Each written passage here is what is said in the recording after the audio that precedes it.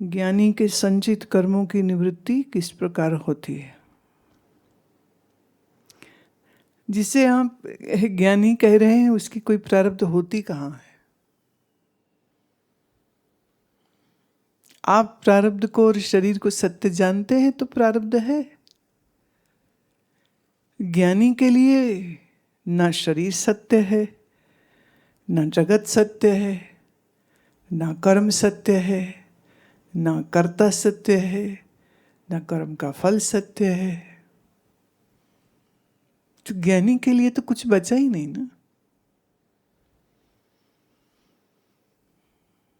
ज्ञानी जब व्यवहार करता हुआ भी दिखता है तो वो आपको दिखता है कि वो व्यवहार कर रहा है, उसकी तरफ से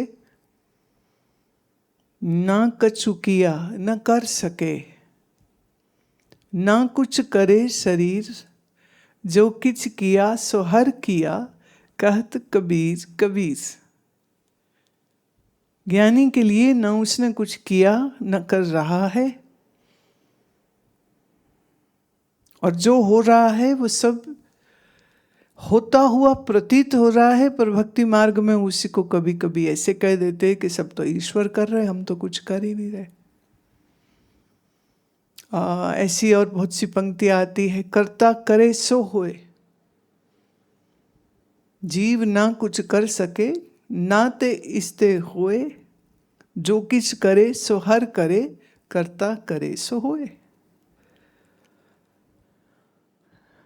जैसे भावेश के स्वप्न में जो सृष्टि बनी, उस सृष्टि में कोई मरा, कोई जन्मा, कोई पुण्य, कोई पापी, कोई साधु, कोई दुष्ट। फिर भावेश का स्वप्न टूट गया तो स्वप्न में दिख रहे वो सब मनुष्यों के पाप पुण्य और उसकी प्रारब्ध का क्या होगा?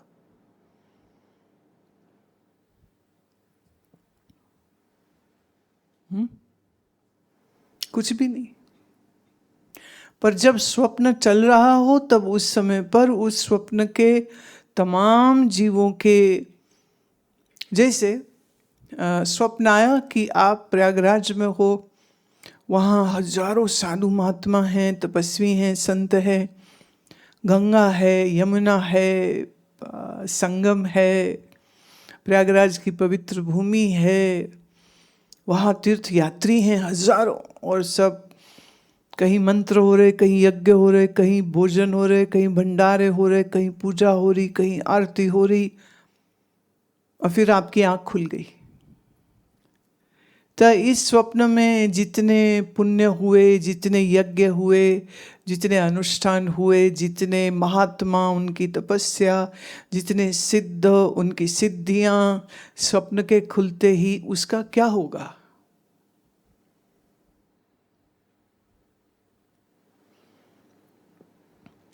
चूंकि आपने शब्द उपयोग किया है दृढ़ अपरोक्ष ज्ञान, इसलिए मैं दृढ़ अपरोक्ष ज्ञानी की अवस्था का ही वर्णन कर रही हूं। दृढ़ अपरोक्ष ज्ञान हम जिसको कह रहे हैं वो व्यक्ति है जो इस जागृत के स्वप्न को स्वप्न जान के उससे जग गया है। या यूं कहो जैसे एक प्लास्टिक के या रबड़ के सांप को देख के आप डरे, भागे, फिर किसी ने कहा नहीं नहीं आओ तो जरा देखो, ये तो असली है ही नहीं, ये तो नकली है। जानते हुए भी कि नकली, तो भी हाथ लगाने में डर लगा। फिर हाथ में पकड़ के देखा, समझ लग गई, और फिर शायद फेंक दिया, या यूं कहो कि फिर उसने किसी और को डराने के लिए उस पर फेंक दिया। फिर वो डरा जैसे वो व्यक्ति खुद पहले डरा था। तो संसार वो सर्प है जो है नहीं। तो जिसको ये समझ लग गई कि ये है नहीं, वो सर्प के डर के निवारण के लिए क्या करे? अगर सर्प का भय दिखता है तो फिर तो अभी सर्प सच्चा है। अगर रस्सी दिख गई है और सर्प एक भ्रम है ये समझ आ गई है, तो उस भ्रम वाले सर्प को मारने के लिए वो क्या उपाय करे?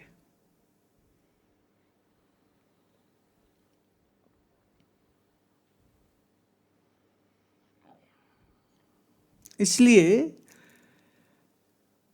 आत्मनिष्ठ की कोई प्रारब्ध नहीं होती। जैसे आकाश नीला दिखता है पर नीला है नहीं, तो दिखने पर भी उसके नीले होने का भ्रम थोड़ी बनता है, पर जिसको समझ नहीं है उसके लिए बनता है। और जिसको समझ आ गई उसको नीला नहीं दिखेगा क्या? फिर भी दिखेगा। आजकल यहाँ बारिश में मेंढक बहुत से हो रखे हैं ना, तो आज की ताजा भ्रम की कहानी सुनो। अब वही पुराने कब तक बोलती रहूंगी ना, नए देने पड़ेंगे। अपने कमरे से बाहर आई तो अपने निवास स्थान पर अंदर जाने से पहले हम बाहर का जूता बाहर छोड़ते, अंदर का अलग रखा है। तो बाहर का जूता उतारा और जो मैंने अंदर का जूता उतारा और बाहर वाला पहनने के लिए जैसे ही जूते पर नजर गई तो वहाँ इतने छोटे छोटे मेंढक के बच्चे थे, इतने छोटे छोटे बिल्कुल। तो मैंने कहा कि चलो ये वो छोटी छोटी फुदकी मार के ऐसे ऐसे भागने लग गए। पर एक जो है वो चप्पल के अंदर बैठा दिखता है। अब दो बात हुई कि मेंढक कितना लंबा तो नहीं हो सकता, ओ छिपकली है। तो छिपकली है तो ऐसे हल्के से पैर से चप्पल को हिलाया कि छिपकली होगी तो फुदक के बाहर निकलेगी वो भी। पर हमने एक बार किया हिली नहीं, दो बार किया हिली नहीं, फिर ध्यान से देखा तो एक सूखा हुआ लंबा पत्ता था जो छिपकली लग रहा था। देखो छिपकली, मेंढक, सांप ये सब हमारे दोस्त हैं। जैसे हम इस आश्रम में रहते वो भी यहीं रहते, इसलिए मतलब अब अपने कजन्स दिख जाएं तो उनसे कोई दूर के रिश्तेदार है सारे के सारे। तो वो था वो सूखा हुआ पत्ता, लंबाई में था। और आजकल क्या है, छिपकलियों ने बहुत से बच्चे दे रखे, तो छोटे छोटे बच्चे यहाँ वहाँ दिखते हैं, तो बहुत ध्यान से चलना पड़ता है। चींटियाँ, चींटे, छिपकली, कई प्रकार के बारिश में ना बस भर भर के ये जीव जंतु निकल आते हैं। तो फिर चप्पल को हमने ऐसे ही हिलाया, वो पत्ता निकल गया, हम चप्पल पहने, हम आ गए। अब अगर हमें ये लगे कि ये पत्ता नहीं है, ये तो सच में छिपकली है जो ऐसे चिपक गई है कि मैं नहीं छोड़ती चरण आपके, हाँ, तो फिर तो हमको कुछ और उपाय करना पड़ता। पर वो तो पत्ता था, पत्ते में छिपकली का भ्रम हो रहा था। मैंने पूरा क्या वो एनिमल प्लैनेट आया है आजकल, तो मैंने इधर मेंढक के बच्चे, इधर छिपकली है, इधर दो पक्षी हैं, इधर मोर है, सब तरह के जीव जंतु लेफ्ट राइट घूम रहे हैं। पर जब मालूम हो गया छिपकली है ही नहीं, तो मैं उस पत्ते को कैसे भगाऊं, तुम बताओ? कोई मतलब नहीं। तो संसार की सत्यता का भ्रम ज्ञानी के मन से खुल चुका है, निकल चुका है। इसलिए सब कुछ देखते हुए पर भी, सब जगत का व्यवहार होते हुए पर भी, उसके लिए ये एक स्वप्न है। तो चले स्वप्न, और नहीं चले तो नहीं चले स्वप्न। स्वप्न से कब भय लगता है? स्वप्न में भय लगता है, स्वप्न से भय नहीं लगता है। जब स्वप्न सच लग रहा हो तो स्वप्न में भय लगता है, पर जब स्वप्न से जाग जाते हो तो बुरे से बुरे स्वप्न से भी किसी को भय नहीं लगता है। और ये झूठ था, सच था कब? सच था ही नहीं। तो भ्रम का कोई काल नहीं होता है, भ्रम की सिर्फ निवृत्ति होती है। वैसे इसका मैं उत्तर ऐसे भी देती हूँ। वो कहते हैं कि ज्ञानी के जो संचित कर्म होते हैं, पाप और पुण्य, उसका क्या होता है? तो कुछ महात्माओं का ये कहना है कि ज्ञानी के जो पाप और पुण्य होते हैं वो उसको मिलने वाले लोगों में ही बट जाते हैं। जो करते हैं उनसे प्यार, उनको ज्ञानी के पुण्य मिल जाते हैं। इसीलिए किसी ज्ञानी, किसी महात्मा की अगर कोई सेवा करता है तो ज्ञानी के पुण्य उसको मिल जाते हैं। जिसके पास पुण्य होगा उसके जीवन में सुख होगा। गुरु बाबा की वाणी में कई जगह ऐसे शब्द आए हैं कि तुम प्यार से गुरु की सेवा करते रहो और दुनिया जहान की चीजें जो है ना वो तुम्हें अपने आप ही मिल जाएंगी। तेरी सेवा मुकत पुगत जुगत तेरी सेवा, जिस तू आप कराए, ऐसे बहुत से शब्द। अब कहीं ना कहीं जो किसी संत या महात्मा से ऐसी बात सुनते हैं, यही कारण है कि कितनी भीड़ें गुरुद्वारों में होती, सब सेवा कर रहे, क्योंकि सुन रखा है जो करेंगे सेवा उन्हें मिलेगा मेवा। तो मेवा खाने के लिए सब पहुंच जाते। और जो ज्ञानी के साथ शत्रुता करेंगे, ज्ञानी के साथ जो लड़ाइयां करेंगे, जो ज्ञानी की निंदा करेंगे, उनको ज्ञानी के सारे पाप मिल जाएंगे। पाप का मतलब क्या है? दुख। तो जो संत की निंदा करेगा उसके जीवन में क्या आएगा? संत नहीं दे रहा किसी को, ना ना ना ना ना। तुम, इसमें बड़ी मजेदार बात है, हमारे जीवन की ये घटना। कई साल पहले हम जैसे बुढ़े बोलते हैं ना, बिल्कुल वैसे बोलेंगे।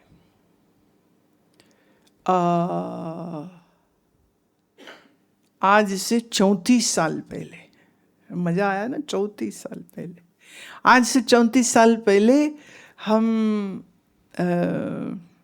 मैं शहर का नाम नहीं लूंगी क्योंकि उससे मैं नहीं चाहती कि उस व्यक्ति के संबंधित किसी को दुख हो। तो हम किसी जगह पर रह रहे थे और मंदिर में रह रहे थे, और मंदिर में आने वाले एक भक्त जो है वो मेरे से उनका प्रेम हो, तो वो अपने घर बुलाने लग गए। कभी दिवाली पे, कभी कुछ, कभी भोजन खाने आओ, कभी चाय। फिर एक दिन उन्होंने कहा आप हमारे यहाँ ही रुक जाओ क्योंकि वहाँ मंदिर में तो अच्छी व्यवस्था है नहीं, तो आप। मैंने कहा ठीक है, तो मैं उनके यहाँ रहने लग गई।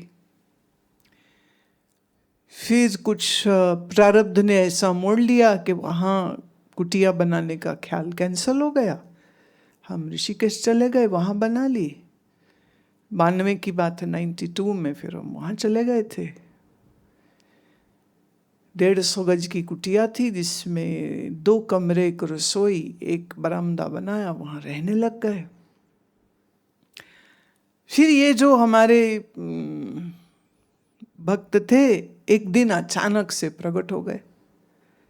बड़ा अच्छा लगा, रे आप कहाँ से आ गए?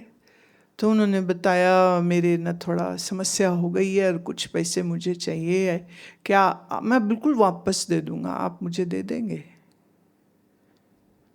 हमने विचार किया कि वो बड़ी मुश्किल में है, और वो कितनी मुश्किल में होंगे कि वो मेरे पास आए। तो हमने कुछ पैसे जो जमा रखे थे ऋषिकेश में गंगा किनारे पर जगह लेने के लिए, तो मैंने कहा कोई नहीं, आप ले लो पैसे। तो जितने उन्होंने मांगे उनको दे दिए। उन्होंने बोला 3 महीने लगेंगे, लौटाऊंगा मैं। ओके। 6 महीने हो गए। उधर हमने एक जगह ले ली, अब उसकी पेमेंट करनी थी। तो फोन किया शिष्य को, बोला फोन करो उनको कि अगर आपका काम हो गया हो तो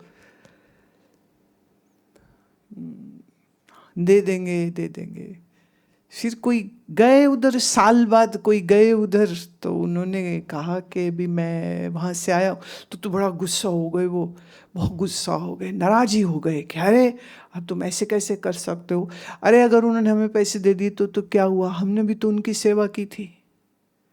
जब मुझे ये पता चला उन्होंने ऐसा कहा, मैंने कहा अरे तो फिर तो ठीक है, हम उनके यहाँ रहे, इकट्ठा बिल हो गया लमसम, चलो अच्छी बात है, हमारे सिर पर अब किसी का कोई उधार नहीं।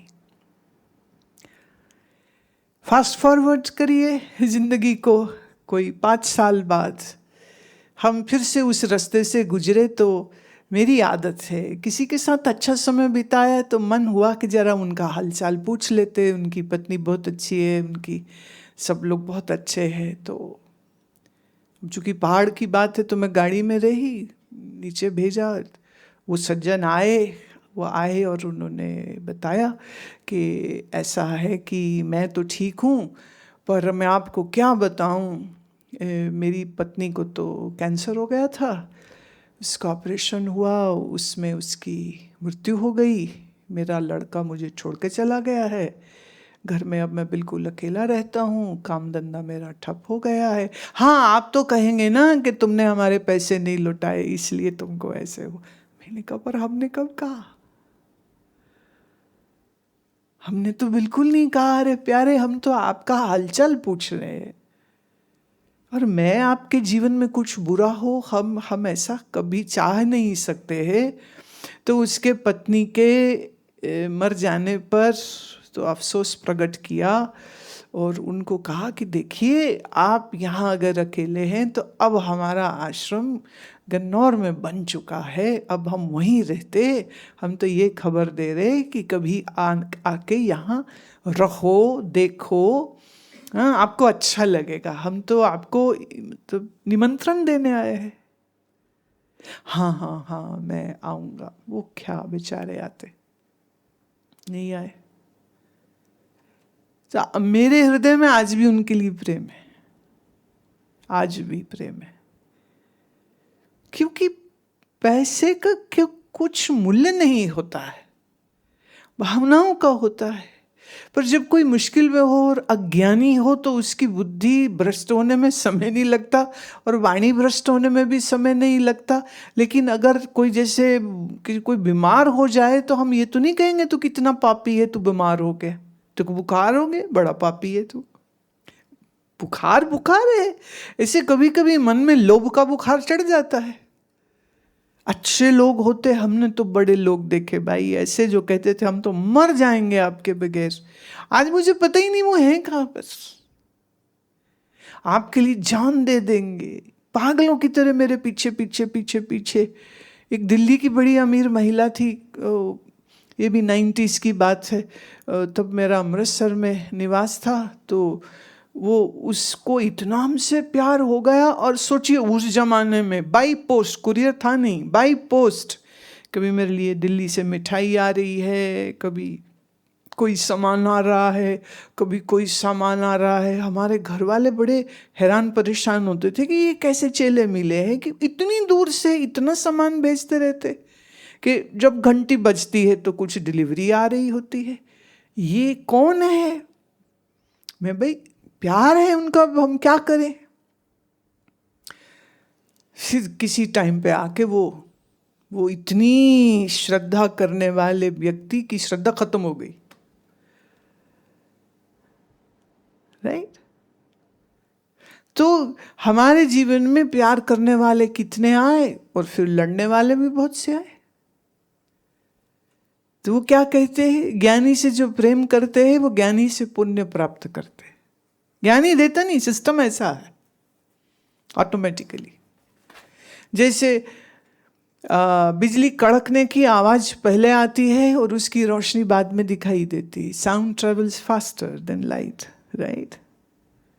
ऐसे ही ज्ञानी से प्रेम करने वालों को पुण्य, ज्ञानी से शत्रुता करने वालों को पाप का प्रसाद मिल जाता है। ज्ञानी का जो तिजोरी वो खाली, ना पुण्य है ना पाप है उसके पास।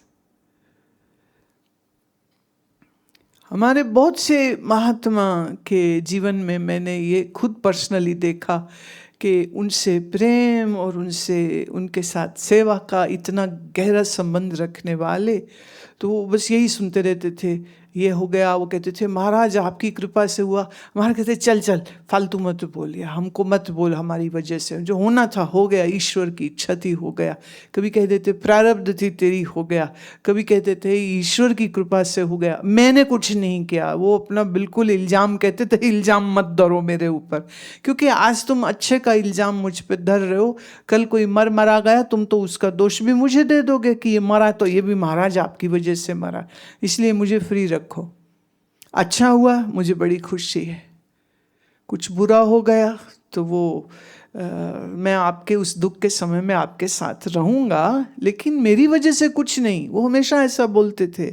लेकिन ये मैंने ऐसा देखा, कईयों के जीवन में देखा, कैसे उनके जीवन बदल गए, कैसे उनके जीवन बदल जाते हैं।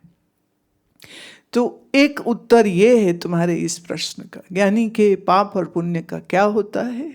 पुण्य सब गए भक्तों को और पाप गए सब शत्रुओं को। ज्ञानी के लिए न मित्र है कोई, न शत्रु है कोई। और वेदांत की दृष्टि से ज्ञानी के लिए न शरीर, न कर्म, न कर्ता, न कर्म का फल, कुछ सत्य है ही नहीं। जब मिथ्या है इसलिए वो उससे निवृत्त रहता। न पुण्यम न पापम न सौख्यम न दुखम न मंत्रो न तीर्थम न वेदा न यज्ञ। ये ज्ञानी की स्थिति होती। तो ये बड़ी अद्भुत बात होती, बहुत बहुत अद्भुत। क्योंकि कभी कभी हम पाप का अभिमान तो छोड़ लेते हैं, पर पुण्य का अभिमान छोड़ना मुश्किल होता है। मैंने इतना जप किया है, मैंने इतना तप किया है, मैंने इतने तीर्थ किए हैं, मैंने इतने गरीबों को खाना खिलाया है। अब ये सब चीज़ों का अभिमान तो बड़ी जल्दी से आ जाता है। रिखिया मुंगेर के स्वामी सत्यानंद सरस्वती ऐसा बोलते थे। उनसे जब मैं मिलने गई थी रिखिया, तब ये बातचीत हो रही थी। तो उन्होंने उस समय पर कहा कि जब मैं मुंगेर में था तो पूरा एक इंस्टीट्यूट बना मेरे आसपास, कॉलेज बने, योग का सेंटर बना। फिर सब छोड़ दिए तो फिर रिखिया में बैठे, तो फिर रिखिया में सब कुछ वैसे बनने लग गया। तो कहते एक क्षण के लिए भी मुझे ऐसा कभी नहीं लगा कि ये मैंने किया या मैंने बनाया। मैं ये जानता हूँ कि ईश्वर इच्छा से पहले मुंगेर की संस्था खड़ी हुई और फिर ईश्वर इच्छा से ही रिखिया की ये जो संस्था है, जहाँ सेवा और भक्ति पर ज़्यादा जोर है। मुंगेर में योग पर जोर, आसनों पर जोर, हठ योग क्रियाओं पर जोर, योग साइकोलॉजी का डिग्री पर जोर, लेकिन रिखिया में पूर्ण रूपेण सेवा और भक्ति के ऊपर ज़्यादा जोर। तो कहते हैं हम तो ना देख रहे हैं प्रभु क्या क्या लीला हमको दिखाते। संसार के लिए, समाज के लिए, उस प्रांत के लिए, उस इलाके के लोगों के लिए स्वामी जी ने कितना काम किया है, ऐसा वो बोलते। स्वामी जी ने विदेशों में कितना योग का प्रचार किया है, पर स्वामी जी अपने मुंह से क्या बोलते, बोले ईश्वर ने ऐसी लीला दिखाई है, हम तो देख ही रहे, हम तो देख रहे। सब तरह का रूप स्वरूप, धन धान्य, राजसी, मतलब क्या बोले ना, ठाठ बाट, और मंत्री क्या और ब्यूरोक्रेट क्या और जुडिशरी वाले क्या, सब प्यार करते हैं, सम्मान करते हैं, आते हैं जाते हैं। लेकिन स्वामी जी कहते मेरे को तो ये दिखता है कि ईश्वर ये सब रूप बना बना के आते हैं और मुझे यहाँ बैठे हुए तपस्वी को दर्शन देते रहे। कभी इस रूप में आते, कभी इस रूप में आते, कभी इस रूप में आते, कभी इस रूप में आते। तो सब तो ईश्वर के ही रूप है। मैंने ये किया, तो स्वयं को महात्मा, स्वयं को योगाचार्य, योग ऋषि, महर्षि, जाने क्या क्या टाइटल्स दे रखे हो, और फिर मैं छाती पे क्या बोले ना, ठोक ठोक के बोल रहा हो तो थोड़ा अजीब लगता है। अरे कबीर साहब बड़ा सत्य बोलते हैं ना, जो किच किया सो हर किया, कहत कबीर कबीर करते हरि हैं, नाम कबीर का हो रहा है, मैंने कब किया कुछ, जो हो रहा है उस लीला को देख रहा हूं। सो ज्ञानी की जो दृष्टि है वो बड़ी अद्भुत होती, ज्ञानी की बुद्धि बड़ी अद्भुत होती है। इसलिए पाप पुण्य उसको बांधते भी नहीं है जब प्रारब्ध चल रही हो, और जब उसका पूर्ण निश्चय दृढ़ अपरोक्ष ज्ञान हो जाता है तो हम उसी को तो दृढ़ अपरोक्ष कहते हैं ना, जहां ब्रह्म सत्यम जगन मिथ्या जीवो ब्रह्मैव न परः। ये स्थिति होती तभी तो हम कह रहे हैं ना, ये दृढ़ अपरोक्ष ज्ञान हुआ, कोई संशय नहीं, कोई विपर्य नहीं अब जिसके अंदर।